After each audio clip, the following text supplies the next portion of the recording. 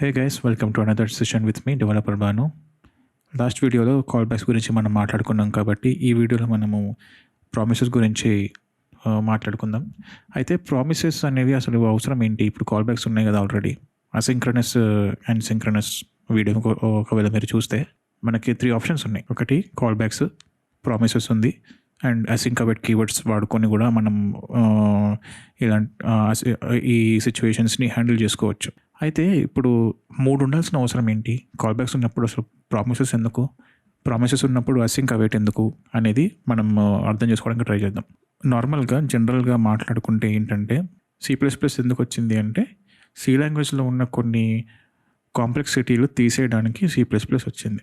దీంట్లో ఉన్న కాంప్లెక్సిటీస్ తీసేయడానికి జావా వచ్చింది. సో ఏమవుతుంది అంటే ఇక్కడ కొత్తగా ఇంట్రొడ్యూస్ అవుతున్న ఏ టెక్నాలజీ అయినా, కొత్తగా ఇంట్రొడ్యూస్ అవుతున్న ఏ ఫీచర్ అయినా కానీ ఎందుకు ఇంట్రొడ్యూస్ అవుతుందంటే ప్రీవియస్ ఉన్న వర్క్ ఎన్వైర్న్మెంట్లో కానీ, ప్రీవియస్లో ఉన్న టెక్నాలజీస్లో కానీ ప్రాబ్లమ్స్ ఉన్న వాటిని సాల్వ్ చేయడానికి కొత్త ఫీచర్స్, కొత్త టెక్నాలజీస్ వస్తాయన్నమాట.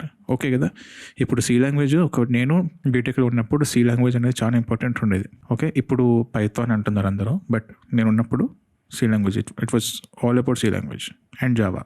అయితే ఇప్పుడు పైథాన్ ఎందుకు వచ్చింది అంటే ఇప్పుడు మీరు ఒకవేళ మీకు ఫస్ట్ పైథాన్ నుంచి స్టార్ట్ చేసిన వాళ్ళు ఒకవేళ ఉంటే పైథాన్ నేర్చుకున్న తర్వాత ఒకసారి సి లాంగ్వేజ్కి వెళ్ళి దాని కాన్సెప్ట్స్ అర్థం చేసుకోవడానికి ట్రై చేయండి. చాలామందికి అసలు పిచ్చెక్కుతుంది. సో ఇక్కడ ఏమవుతుందంటే టెక్నాలజీ ఇంక్రీస్ అవుతున్న కొద్దీ దానికంటే ముందున్న కాంప్లెక్సిటీస్ అన్ని తీసేయడానికి కొత్తవన్నీ వస్తాయి అన్నమాట. ఇది సేమ్ వే ప్రామిసెస్ అనేవి కాల్ బ్యాక్స్లో ఉన్న కాంప్లెక్సిటీస్ని సాల్వ్ చేయడానికి ప్రామిసెస్ వచ్చింది అనమాట. ఓకేనా? మనం లాస్ట్ వీడియోలో చూసినప్పుడు ఏముండే script.jsలో మనం రాసుకున్నాం కదా. ఇక్కడ ఏంటి గెట్ పోస్ట్స్ అని నేను పోస్ట్ తెచ్చుకోవడానికి ట్రై చేస్తున్నాను. సో ఈ పోస్ట్ నేను వాడుకోవడానికి నేను ఏం వాడుతున్నాను, ఇక్కడ ఒక సిబి ఫంక్షన్ని వాడుతున్నాను. ఈ call back, this is nothing but call back function. This is that function. Okay, ఈ కాల్ బ్యాక్ ఫంక్షన్ని వాడుకొని ఈ పోస్ట్ తెచ్చుకోవడానికి నేను ట్రై చేస్తున్నాను అనమాట. ఇప్పుడు ఇది నాకు ఇలాగే వర్క్ అవుతుంది, డైరెక్ట్గా పెడితే వర్క్ అవ్వదు. అదైతే మనకి క్లారిటీ వచ్చింది. అదే ఒకవేళ ఇప్పుడు ఈ పోస్ట్ తెచ్చుకున్న తర్వాత నాకు ఇంకో ఏపీఐ రిక్వెస్ట్ పెట్టాలి. ఇప్పుడు ఈ గెట్ పోస్ట్ అనేది ఒక ఏపీఐ రిక్వెస్ట్ అనుకుంటే దాని తర్వాత ఇంకొక ఏపీఐ రిక్వెస్ట్, అట్లా 2-3 స్టెప్స్, మల్టిపుల్ స్టెప్స్ మనం ఇన్వాల్వ్ అయ్యి ఉన్నప్పుడు ఇది చాలా కాంప్లికేట్ అయిపోతుంది. కాల్ బ్యాక్ హెల్ అంటారనమాట. మీరు ఒకవేళ ఎప్పుడన్నా క్యూరియాసిటీగా ఉంటే ఒకవేళ కాల్ బ్యాక్ హెల్ అని కొంచెం గూగుల్ చేయండి, మీకు క్లారిటీ వచ్చేస్తుంది. బేసిక్గా కాల్ బ్యాక్ హెల్ అనేది మల్టిపుల్ అసింక్రనస్ సిచ్యువేషన్స్ ఉన్నప్పుడు కాల్ బ్యాక్ అనేది ఏమవుతుందంటే ఈ ఫంక్షన్ లోపల ఈ కాల్ బ్యాక్ ఫంక్షన్ పెట్టుకున్న తర్వాత ఏమవుతుందంటే దీని లోపల మళ్ళీ ఇంకొక సిబి వస్తుంది. ఇందులో ఒక కాల్ బ్యాక్ ఫంక్షన్, మళ్ళీ దాని లోపలికి వెళ్తే మళ్ళీ దాని లోపల మళ్ళీ ఇంకో కాల్ బ్యాక్. ఓకేనా? మళ్ళీ దాని లోపల అలాగే వెళ్తుంటే ఇంకో కాల్ బ్యాక్. సో అది వెళ్ళిపోతూనే ఉంటుంది అనమాట. ఒక 4-5 ఏపీఐ రిక్వెస్ట్లు ఒకవేళ మీరు పెట్టాలి అనుకుంటే 5-6 టైమ్స్ లేయర్ ఫామ్ అయిపోతాం. లేయర్ పైన లేయర్ వేసుకొని పోతున్నట్టు రాస్తున్నప్పుడు మంచిగా అనిపిస్తుంది, రాస్తున్నప్పుడు ఏం తెలీదు. కానీ ఒక పాయింట్ ఆఫ్ టైంలో ఒక 1 month తర్వాత మీ కూడా మీరు చూసుకున్నా కానీ మీకు అర్థం కాదనమాట basically. So that is call back hell అనమాట. ఓకేనా? ఇప్పుడు ఫర్ ఎగ్జాంపుల్ నేను మల్టిపుల్ ఏపీఐస్ అన్నాను కదా. లెట్స్ సే మనం ఒక సినారియో చూస్తే ఒకవేళ ఇప్పుడు మనం ఒక యూజర్ రిజిస్ట్రేషన్ అనుకుందాం. ఓకేనా? సో ఏంటి, లిస్ట్ ఆఫ్ యూజర్స్ ఉన్నారు. ఇది వచ్చేసరికి సింక్రనస్. ఓకే, ఇది సింక్. ఇది ఎందుకు అంటే మనం లిస్ట్ తీసుకుంటున్నాం, డైరెక్ట్గా యాజ్ ఇట్ ఈస్ తీసుకుంటున్నాము, ఎక్కడి నుంచి తెచ్చుకోవట్లేదు. లిస్ట్ ఆఫ్ యూజర్స్ మనం డిఫైన్ చేసుకొని ఒక అరేలో తీసుకొని అలాగే ఉంచుకుంటున్నాం అనమాట. దానికి మించి ఏం చేయట్లేదు కాబట్టి ఇది లెర్న్ చేయండి. నెంబర్ 2లో ఏంటంటే మనకి న్యూ యూజర్ వేరియబుల్. ఓకే, ఈ కొత్త వేరియబుల్లో ఒక కొత్త యూజర్ని పెట్టేసుకుందాం. ఇది కూడా సింక్ అవుతుంది. ఇక్కడ మనకి ఆ సింక్ అనే కాన్సెప్ట్ రాదు. ఇంకా నెక్స్ట్ ఎప్పుడు వస్తుంది మనకి అంటే చెక్ ఇఫ్ ఎగ్జిస్టింగ్ యూజర్. కొత్త యూజర్ని యాడ్ చేసుకుంటున్నప్పుడు ఇంకా సేమ్ యూజర్ నేమ్తోని ఎవరైనా ఉన్నారో చూడాలి కాబట్టి, అంటే ఇప్పుడు నేను ఎవరో ఆల్రెడీ సేమ్ ఈమెయిల్ అడ్రస్ తీసుకుంటే అదే అడ్రస్ మళ్ళీ నీకు తీసుకోవడానికి రాదు కదా. సేమ్ కాన్సెప్ట్ అనమాట. సో ఇక్కడ మనం అసింక్ అనుకుందాం. ఓకేనా? ఏపీఐ రిక్వెస్ట్ పెట్టి ఇది ట్రై చేద్దాం. ఇక్కడ ఒక అసింక్ ఉంటుంది. ప్లస్ అయిపోయిన తర్వాత చెక్ ఇఫ్ ఎగ్జిస్టింగ్ యూజర్, అక్కడ నుంచి మనకి రెస్పాన్స్ వస్తుంది. ఒకవేళ ఎస్ అయితే ఎస్, నో అంటే నో అని. దాన్ని బట్టి మళ్ళీ మనం నెక్స్ట్ ఇంకో ఏపీఐ ఫంక్షన్ పెడతాం అనమాట. ఇక్కడ ఏపీఐ ఇంకో కాలింగ్ ఏముంటుందంటే save user are add user ఏదోటి. ఇది కూడా అసింక్. యూజర్ సేవ్ అయిపోయిన తర్వాత మనం ఏం చేద్దామంటే ఇంకొంచెం దీన్ని కాంప్లికేట్ చేయడానికి, అంటే కాంప్లికేటెడ్ సినారియో గురించి మనం మాట్లాడుకుంటున్నాం కాబట్టి, సో ఇప్పుడు మనం అందుకోసం ఏం చేస్తామంటే రిజిస్టర్ యూజర్ అని ఒకటి పెట్టేసుకుందాం. రిజిస్టర్ యూజర్ అయిపోయిన తర్వాత ఇది కూడా అసింక్. రిజిస్టర్ యూజర్ కాదు, ఇది రిజిస్టర్ స్టోరేజ్. సో ఈ పర్టికులర్ యూజర్ కోసము కొంచెం స్టోరేజ్ని మనం తీసి పక్కన పెట్టుకుంటున్నాం అనమాట. జీమెయిల్ క్రియేట్ చేసుకుంటున్నప్పుడు గూగుల్ డ్రైవ్ ఒకటి క్రియేట్ అవుతుంది కదా, ఆ టైప్లో పెట్టేసుకుంటున్నాము. తర్వాత ఇంకో స్టెప్ పెడదాం, ask for profile. Picture update. Okay, ఇప్పుడు నేను ఎందుకు ప్రొఫైల్ పిక్చర్ అప్డేట్ అనేది ఇప్పుడు ఎందుకు అడుగుతున్నా అంటే, మనం ఏం చేద్దామంటే మన సిచ్యువేషన్ అనమాట ఇది. మన ఎగ్జాంపుల్ కోసం నేను క్రియేట్ చేసుకున్న సినారియో అనమాట.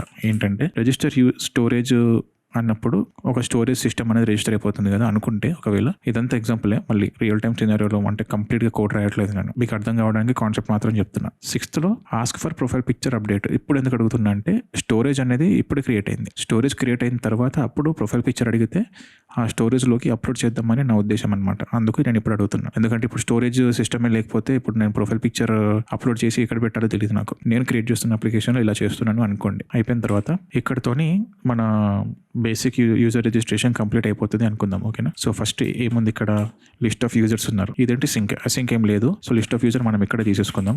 యూజర్స్ ఈక్వల్ టు ఒక అరే తీసుకుంటే దీంట్లో ఈమెయిల్ ఐడీస్ పెడదాం ప్రస్తుతానికి, ఏబీసీ ఒక XYZ. ఓకేనా, PQR ఏదైనా పర్లేదు.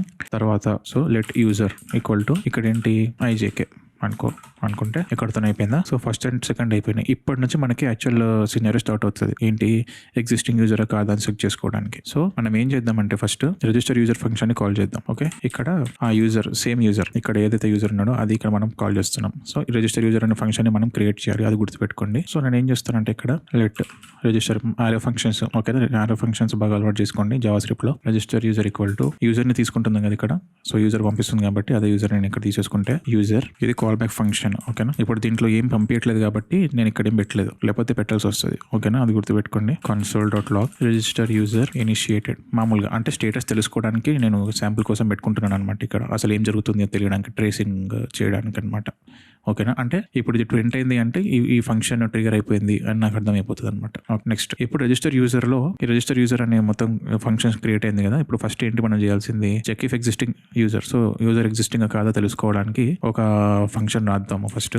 So let is existing user. Okay, ఇది ఒక ఫంక్షన్. సో ఈ ఫంక్షన్ కి ఆ యూజర్ ఉన్నాడా లేదా తెలియడానికి మనం ఈ ఫంక్షన్ రాస్తున్నాం కాబట్టి ఆ యూజర్ ని అక్కడ తీసుకుంటున్నాం మనం. ఓకేనా, తీసుకున్న తర్వాత దాన్ని ఒక కాల్ బ్యాక్ లోకి పంపిస్తున్నాం మళ్ళీ. ఎందుకంటే మనం రావాల్సిన డేటా వెంటనే రాదు కాబట్టి అది కాల్ బ్యాక్ లో పంపించాల్సి వస్తుంది. ఓపెన్ చేసుకుంటే సెట్ టైమ్ అవుట్. ఇది ఏంటంటే ఏపీ రిక్వెస్ట్ పెట్టే బదులు నేను సెట్ టైమ్ అవుట్ పెట్టుకుంటున్నాను అనమాట. ఎందుకంటే ఇది కూడా అసింక్రనస్ కాబట్టి. ఫంక్షన్ ఓపెన్ చేసుకుంటే ఇక్కడ ఏంటి, ఒక 1 second అలా తీసుకుందాం దీనికి. Let's say this AP request is taking around 1 second. అయిపోయిన తర్వాత ఇఫ్ ఇది జావా స్క్రిప్ట్ నార్మల్గా అరేస్ ఆపరేషన్స్ అనమాట. సింపుల్ గా యూజర్స్ అంటే ఏంటి, ఇక్కడ ఈ యూజర్స్ అనే అరే. ఓకే, ఈ అరేలో ఇంక్లూడ్స్ ఏం ఇంక్లూడ్ అయ్యి ఉంటే యూజర్, ఇక్కడ నుంచి వచ్చిన యూజర్స్ లో ఇంక్లూడ్ అయ్యి ఉంటే ఇది ట్రిగర్ అవుతుంది అనమాట, ఇఫ్ బ్లాక్. అప్పుడు నేను ఏం చేస్తానంటే రిటర్న్ కాల్ బ్యాక్. ఓకే, ఇక్కడ కాల్ బ్యాక్ ఉంది కదా, దాన్ని ఇక్కడ నేను కాల్ చేస్తున్నాను. అంటే ఏమవుద్ది, ఇప్పుడు ఇక్కడ నెక్స్ట్ నేను రాయబోయే కండిషన్ ఫంక్షన్ లో కాల్ బ్యాక్ ఫంక్షన్ అంతా ట్రిగర్ అవుతుంది అనమాట. కాల్ బ్యాక్స్ ఒకవేళ మీకు కష్టంగా ఉంటే, కన్ఫ్యూజింగ్ ఉంటే ఒకసారి నా ప్రీవియస్ వీడియో చూడండి. కొంచెం టైం తీసుకొని ఒక 1/2 hour వీడియో చేశాను ఆల్రెడీ కాల్ బ్యాక్స్ పైన.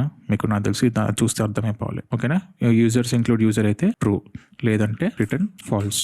ఉంటే ఉంది అని చెప్తుంది, లేకపోతే లేదని చెప్తుంది. సింపుల్గా తీసేసుకున్నాం కదా. ఇప్పుడు మనం దాన్ని కాల్ చేసుకుందాం ఇక్కడ నుంచి రిజిస్టర్ యూజర్ని.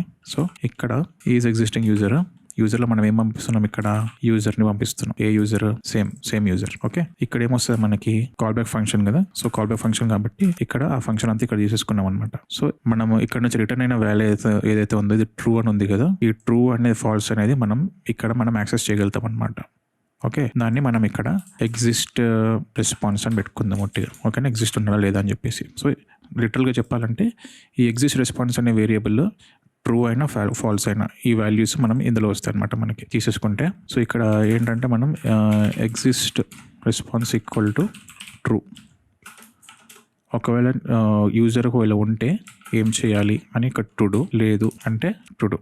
ఓకేనా, ఇలా రాసుకోవచ్చు, ప్రాబ్లం లేదు. కానీ దీనికంటే బెటర్ ఆప్షన్ ఒకటి ఉంటుంది. ఇప్పుడు ఇక్కడ ఏమవుతుంది, ఎగ్జిస్ట్ రెస్పాన్స్ అనేది ఒకవేళ ట్రూ అయితే కదా, ఇప్పుడు దీని వాల్యూ ఏంటి మనకి, ఎగ్జిస్ట్ రెస్పాన్స్ అనేది ఇక్కడ వచ్చి మనం ఏం పంపిస్తున్నాము, బూలియన్ వాల్యూ పంపిస్తున్నాం. ట్రూ అని లేకపోతే ఫాల్స్, ఇది బూలియన్ వాల్యూ. సో మనం అదే పంపిస్తున్నాం కాబట్టి ఇప్పుడు ట్రూ ఈక్వల్ టు ట్రూ అన్నప్పుడు ఇది వర్కౌట్ అవుద్ది. అంటే ఇక్కడ ఏం చేస్తున్నాం మనం, ఈజ్ ఎగ్జిస్టింగ్ యూజర్ కదా. సో ఆల్రెడీ ఎగ్జిస్టింగ్ యూజర్ అయితే అబౌట్ రిజిస్ట్రేషన్, లేదంటే continue registration.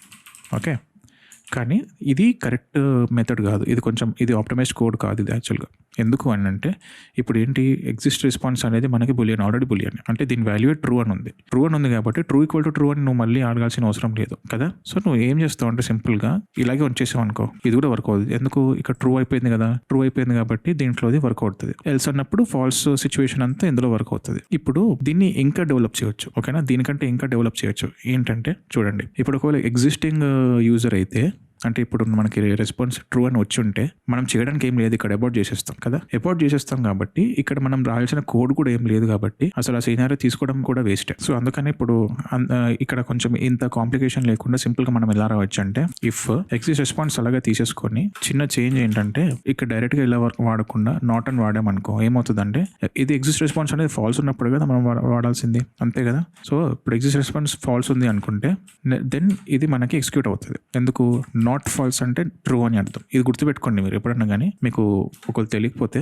Not true equal to false అని ఇస్తుంది అది, okay, and not false equal to true అని ఇస్తుంది. దిస్ ఈస్ జనరల్ నాలెడ్జ్ అనమాట, అన్ని లాంగ్వేజెస్లో ఇది కామన్, ఓకేనా. So in the same way exist response అని పెట్టినా అనుకుంటే, ఎప్పుడైతే ఎగ్జిస్ట్ రెస్పాన్స్ అనేది ఫాల్స్ ఉంటుందో అప్పుడు నాట్ ఫాల్స్ అనేది మనకి ఇక్కడ ట్రిగర్ అవుతుంది, ఓకే. నాట్ ఫాల్స్ ట్రిగర్ అయింది కాబట్టి దాని వాల్యూ ఏంటి, ట్రూ కాబట్టి ఎప్పుడైతే ఎగ్జిస్ట్ రెస్పాన్స్ అనేది ఫాల్స్ ఉంటుందో అప్పుడు ఈ ఇఫ్ బ్లాక్ మనకి ట్రిగర్ అవుతుంది అనమాట. సో ఇక్కడ కంటిన్యూ రిజిస్ట్రేషన్, ఎందుకు, ఎగ్జిస్టింగ్ యూజర్ కాదు కాబట్టి, ఓకే, అది గుర్తుపెట్టుకోండి. నెక్స్ట్ ఎగ్జిస్ట్ రెస్పాన్స్ ఫాల్స్ వచ్చింది కాబట్టి, ఎగ్జిస్టింగ్ యూజర్ కాదు కాబట్టి మనం ఇంకా ఇప్పుడు కంటిన్యూ అయిపోతున్నాం. ఎగ్జిస్టింగ్ యూజర్ తర్వాత మనం ఏం చేయాలి, సేవ్ చేయాలి. సో యాక్చువల్గా ఇప్పుడు మనం ఈ ఐజేకే అనే దాన్ని ఇందులోకి యాడ్ చేయాలన్నమాట. సో ఇప్పుడు నేను నెక్స్ట్ ఏంటంటే యాడ్ యూజర్ కదా. సో నేను ఏం చేస్తానంటే సేవ్ యూజర్ అని ఒక ఫంక్షన్ని కాల్ చేద్దాం అనుకుంటున్నా. సో సేమ్ ఫంక్షన్ నేను ఇక్కడ కింద క్రియేట్ చేసేసుకుంటా, లెట్ సేవ్ యూజర్. సో ఇది ఇంకొక ఏపీఐ రిక్వెస్ట్ వెళ్తుంది అనుకుందాం, ఓకే, డేటాబేస్ రిక్వెస్ట్. యూజర్ తీసుకుందాం, సేమ్ యూజర్ ఇక్కడ మనకి ఆల్రెడీ అవైలబుల్ ఉంది వేరియబుల్, ఓకే, తీసుకొని కాల్ బ్యాక్ అసింక్రనస్ సినారియోని డెమాన్స్ట్రేట్ చేయడానికి మళ్ళీ సెట్ టైమ్ అవుట్ లోపల కూడా కాల్ బ్యాక్ ఉంటుంది. ఇక్కడ ఏం చేస్తారంటే సింపుల్ గా users dot push user, okay, ఈ యూజర్ వేరియబుల్ ని ఎగ్జిస్టింగ్ యూజర్స్ అనే అరే లోపల పంపించేస్తున్నాను అనమాట. అంతే. తర్వాత చిన్న మెసేజ్ పంపించేద్దాం, అంటే ఇప్పుడు మనకి ఇక్కడ చేయడం కూడా ఏం లేదు, ట్రూ ఫాల్స్ కూడా అవసరం ఉండదు ఇక్కడ మన సిచ్యువేషన్లో. నార్మల్గా అయితే ఎర్రర్ మెసేజెస్ ఏమైనా పెడితే ఇప్పుడు డేటాబేస్ ఎర్రర్స్ ఏమన్నా వస్తే అది మనం పంపించుకోవచ్చు. కానీ ఈ సిచ్యువేషన్లో మనం ఊరికే కాల్ బ్యాక్స్ మాత్రమే చూస్తున్నాం కాబట్టి ఇంతవరకు సరిపోతుంది. సో కాల్ బ్యాక్ చిన్న మెసేజ్ పంపిద్దాం, ఏంటి, యూజర్ సేవ్డ్ అని పంపిద్దాం, ఓకేనా. పంపించిన తర్వాత దాన్ని ఇక్కడ మనం తీసుకోవడానికి ట్రై చేద్దామా. సో ఏమవుతుంది, సేవ్ యూజర్లో మనం యూజర్ పంపిస్తున్నాం, ఇక్కడ నుంచి మనకి సేవ్ రెస్పాన్స్ అనుకుందాం, ఓకేనా. సేవ్ రెస్పాన్స్ అనేది మనకి ఒక స్ట్రింగ్.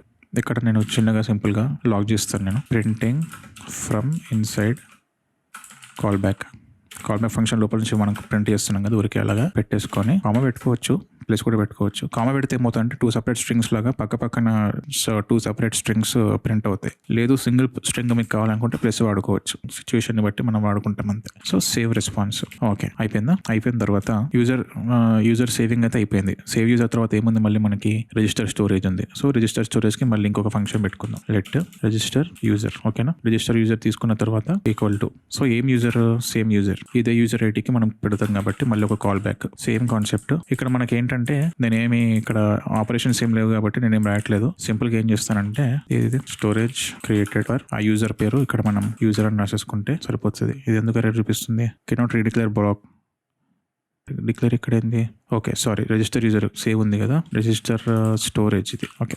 సో రిజిస్టర్ స్టోరేజ్ మనం ఏంటి, స్టోరేజ్ క్రియేటెడ్ ఫర్ యూజర్ అనే రెస్పాన్స్ని మనం ఎక్స్పెక్ట్ చేస్తున్నాం ఇక్కడ నుంచి. సో నేను ఇక్కడ దాన్ని కాల్ చేస్తున్నా, యూజర్ని పంపించి సో దాన్ని ఇక్కడ నుంచి కాల్ చేస్తున్నా. ఇప్పుడు రిజిస్టర్ స్టోరేజ్ అందులోకి యూజర్ని పంపిస్తున్నాం, కాల్ బ్యాక్ తీసుకుంటున్నాం.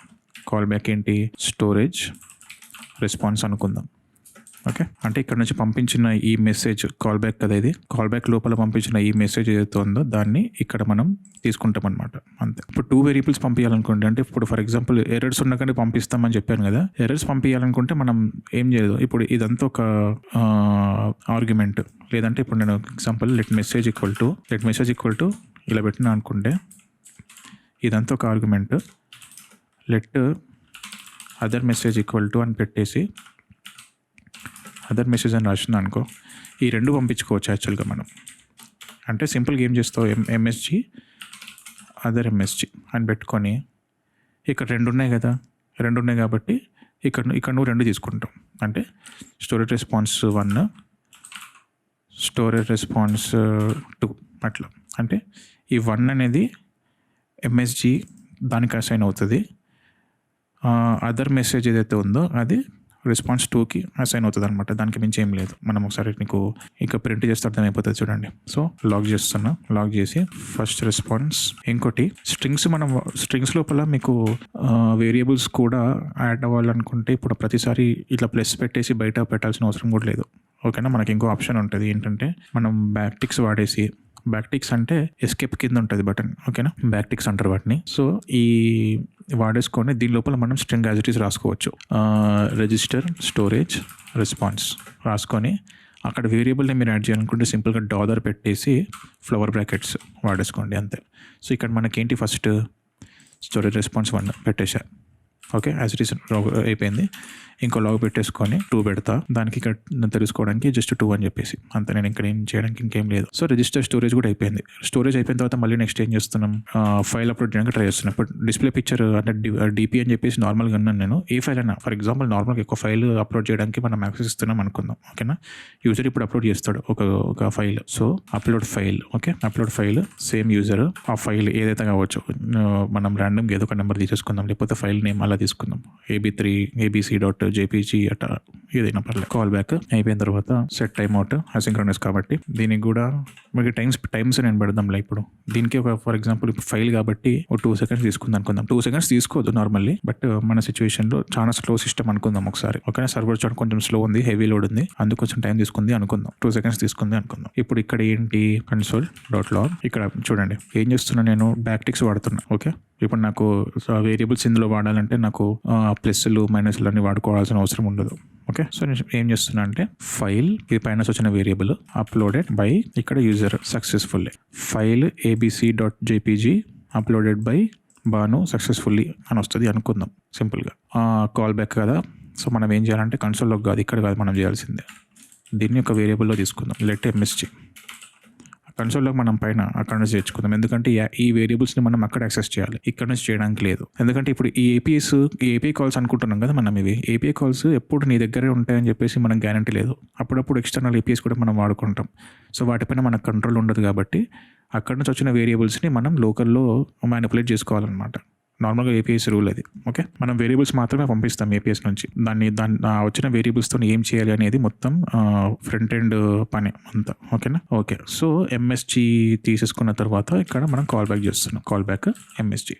ఇదేంటి ఇక్కడ సింగిల్ పారామీటర్, మనం సింగిల్ ఆర్గ్యుమెంట్ మనం పంపిస్తున్నాం కాబట్టి ఇక్కడ మనం సింగిల్ తీసేసుకుంటే వర్క్ అవుతుంది. అంటే ఏంటి ఇక్కడ అప్లోడ్ ఫైల్. ఓకేనా, యూజర్ పంపిస్తున్నాం ఫైల్ అనేది, ఫైల్ ఏం లేదు కాబట్టి మనం ఇక్కడ ఏం చేయొచ్చు అంటే టెంపరీగా ఫైల్ abc.txt ఎగ్జాంపుల్. ఓకే, ఇప్పుడు కాల్ బ్యాక్ కాబట్టి కాల్ బ్యాక్కి లోపల ఒక ఫంక్షన్ సింగిల్ పంపిస్తుంది కదా, సింగిల్ ఆర్గ్యుమెంట్ పంపిస్తుంది బయటికి. సో ఆ సింగిల్ని మనం ఇక్కడ తీసుకోవచ్చు. అప్లోడ్ రెస్పాన్స్ అని పెడతాను నేను దానికి పేరు ఇక్కడ. ఓకే, ఇప్పుడు console.log ఏంటి upload response. Okay, so upload file అనే దానికి 2 seconds పట్టింది. రిజిస్టర్ యూజర్ అనే దానికి 1/2 second అనుకుందాం, ఒక 500 milliseconds.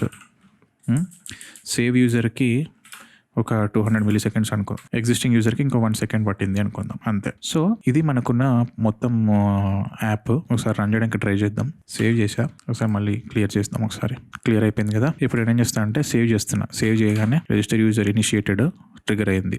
Printing from inside call back. ఇదిగో 2 వచ్చాయి. అదర్ మెసేజ్ ఈ 2 ఒకటేసారి వచ్చాయి చూడండి. ఇదంతా ఒకటే కాల్ బ్యాక్ ఫంక్షన్ నుంచి వచ్చినాయి ఇవి. స్టోరేజ్ నుంచి 2 పంపించుకున్నాం కదా అది. File abc.txt uploaded by ijk@tx.com successfully. So ఇవన్నీ అయినాయి మనకి లైన్గా. ఇప్పుడు ఫస్ట్ ఏంటి, యూజర్ సేవ్ చేసుకున్న తర్వాత స్టోర్ చేసుకున్నాం, స్టోరేజ్ క్రియేట్ చేసుకున్న తర్వాత ఫైల్ అప్లోడ్ చేసుకున్నాం. సో లైన్గా అవుతున్నాయి, దేని తర్వాత ఏది అవ్వాలో అలా ప్రాపర్గా అవుతున్నాయి అనమాట. సో మనకు కావాల్సిన అప్లికేషన్ అయితే క్రియేట్ అయిపోయింది, అక్కడ వరకు బాగుంది. కానీ ఇప్పుడు నేను కోడ్ ఓపెన్ చేసి చూద్దాం. ఇప్పుడు కింద ఉన్న ఫంక్షన్స్ అన్ని మర్చిపోండి, ఇవి ఎక్కడ నుంచో బయట నుంచి ఎక్స్టర్నల్ ఏపీఎస్, ఇవి మన దగ్గర లేవు, మన దగ్గర కంట్రోల్ లేదు అనుకుందాం. ఓకేనా, ఇప్పుడు ఈ కోడ్ చూడు, ఇక్కడ వరకు బాగుంది. 2 లైన్స్ ఇక్కడ నుంచి స్టార్ట్ అవుతుంది. ఈ కమెంట్స్ ప్రస్తుతానికి దీన్ని క్లోజ్ చేయడానికి ఉందా? ఓకే, కమెంట్స్ కూడా క్లోజ్ చేసేసుకున్నా. సో ఇక్కడ నుంచి స్టార్ట్ అయిందా? స్టార్ట్ అయిన తర్వాత దీని లోపల ఇది ఒక ఫంక్షన్, దీని లోపల ఇంకో ఫంక్షన్, దీని లోపల ఒక ఫంక్షన్, దీని లోపల ఫంక్షన్, దీని లోపల ఇంకో ఫంక్షన్, ఇలా పెడుతూ పోతుంటే ఇప్పుడు ఏంటి అసింక్ మనం ఎన్ని వాడుతున్నాం ఇక్కడ 1 2 3 4 ఓన్లీ 4 స్టెప్స్ ఆఫ్ అసింక్ ఆపరేషన్స్కి మనం ఇంత ఫంక్షన్ రాసుకుంటూ ఇన్ని లేయర్స్ మనం ఓపెన్ చేయాల్సి వచ్చిందంటే కొన్ని సిచ్యువేషన్లు ఏంటంటే 10-12 లేయర్స్ ఉంటాయి. అప్పుడు ఏం చేస్తారు, అప్పుడు ఏంటి పరిస్థితి అని ఆ సిచ్యువేషన్ని కాల్ బ్యాక్ హెల్ అంటారు అనమాట.